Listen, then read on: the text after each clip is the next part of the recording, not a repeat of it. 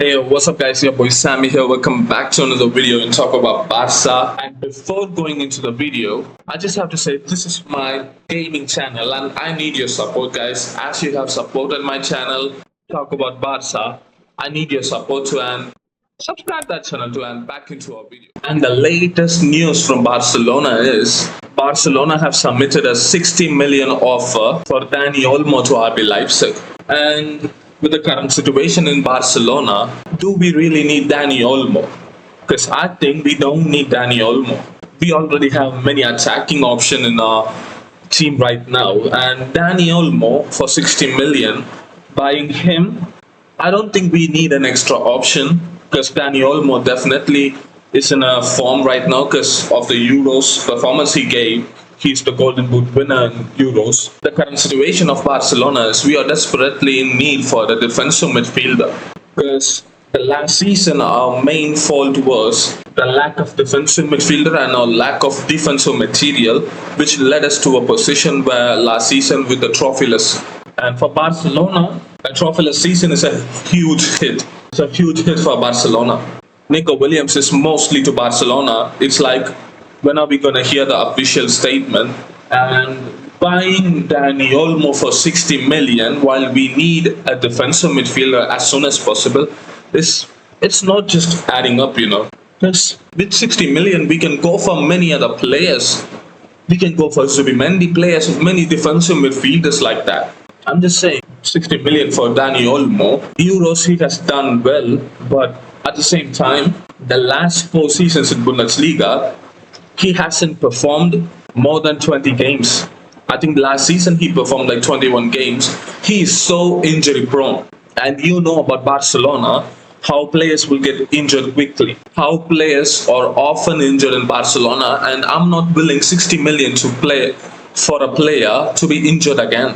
I'm not saying Dani Olmo is a bad player, but I'm saying we don't need Dani Olmo in a current situation like that. I would agree that Dani Olmo would be a good addition for Barcelona, but there's no need for him in our team.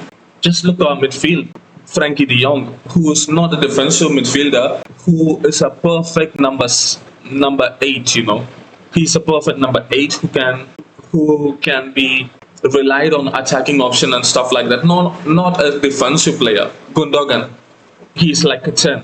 Pedri, he's like a 10. Gavi, he's the only midfielder who we have who can have some defensive attributes.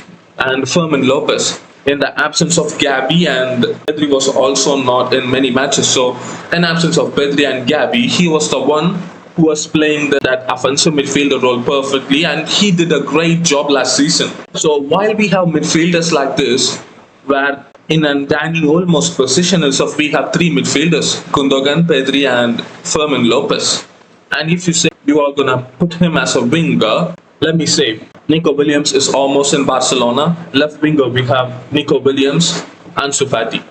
And in right winger we have Rafinha, Yamal and Ferran Torres, which Ferran Torres and Rafinha can be used as a left winger too. But just look at this. These players are all starters, because they are now growing in their career. They wouldn't want to be in the bench. And you are bringing in Dani Olmo. At least that should be 2 exits in order to bring Dani Olmo inside. Otherwise, player would be feeling pressure, and this would lead into a player just wantingly go outside of Barcelona. And even in striker, we have 2 options. We have Lewandowski as a starter and Victor Roque as a second option, who's going to be in the bench and coming off in the games.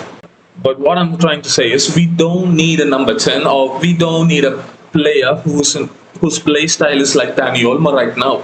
We need to make our defense better because already we have good attack and good midfield.